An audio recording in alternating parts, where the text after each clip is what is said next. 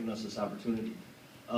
I serve on the board of directors for the Minnesota Restaurant Association, and I'm also a manager for Grandma's Restaurant Company, which is located here in Duluth. We employ about 600 people here and in Virginia. I wanted to thank you for your support of increased funding for Explore Minnesota Tourism, and also supporting post-Labor Day school start. Those two initiatives will really help us to continue to do. Local and school is their option, choice. Right. They get to do. But what I want to ask you was just what your thoughts are on minimum wage legislation.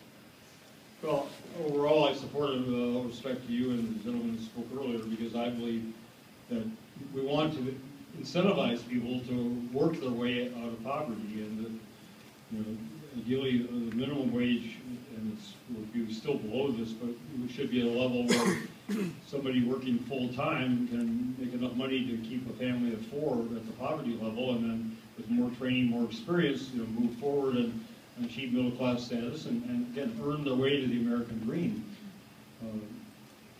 The other side of it, in addition to not incentivizing people working to the same extent if we underpay them, if somebody underpays somebody below the minimum wage, the rest of us pay for that difference. You know, they get earned income tax credits from the government, they get food stamps, they get public medical assistance. So you're paying for everybody who's not getting paid a decent wage, whether you know it or not. Similarly with healthcare, where people go uninsured to the emergency rooms and get much more expensive care. So that's, I think, a very important consideration as well. Now, the tip credit thing is, you know, that's dicey, and frankly, let the legislature thrash out around for a bit longer. I understand the concern of people who, you know, are effectively paying above the minimum, well above the minimum wage, and I also want to protect those. Some people get a lot in tips, some people get very little in tips. So, it's like the Texas politician. Half my friends are for it, and half my friends are against it, and I always stick with my friends. Thank you. Governor, I have a question from Becky from Duluth. Good evening, Governor. Thank you for being here tonight and taking our questions and listening to our concerns.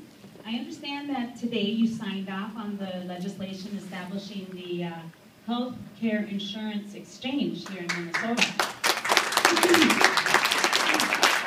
I also understand that as that legislation was going through conference committee, there was an amendment that required elected officials to purchase their insurance through that exchange. I also understand that if that amendment failed by the majority party voted against it. And I'm wondering, my question to you is, would you, so that amendment by it failed,